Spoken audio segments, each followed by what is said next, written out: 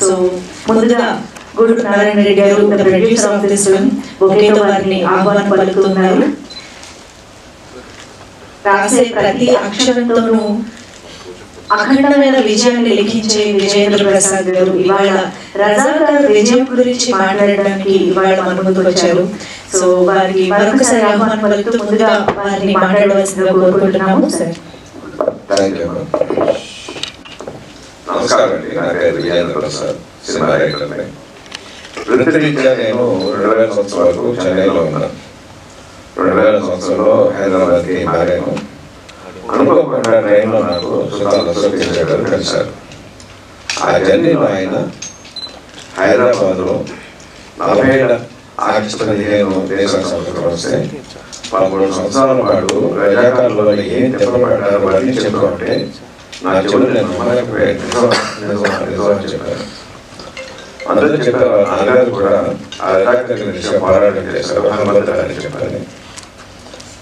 దేశభక్తులందరూ కూడా 20,000 మంది మీటింగ్ పెట్టుకుంటే రజాకార్లు 50 మంది అటాక్ చేసి అందరూ పారిపోతున్నారు.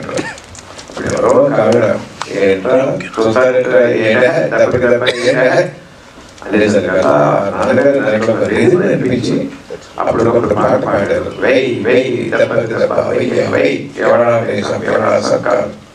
ఆ పాటకి పారిపోతున్న వాళ్ళు ఆవేశించి రజాకార్లను కొట్టని చెప్పారు. చాలా థ్రిల్లింగ్ అనిపించింది. వచ్చిన పెద్ద లేదు కాదండి. ఫోటో తీసుకొని ఎక్కడికి వస్తే అక్కడ నిజాం హైదరాబాద్ స్టేట్లో ఏదో విలేజెస్ వెళ్తా ఉండేవాడిని.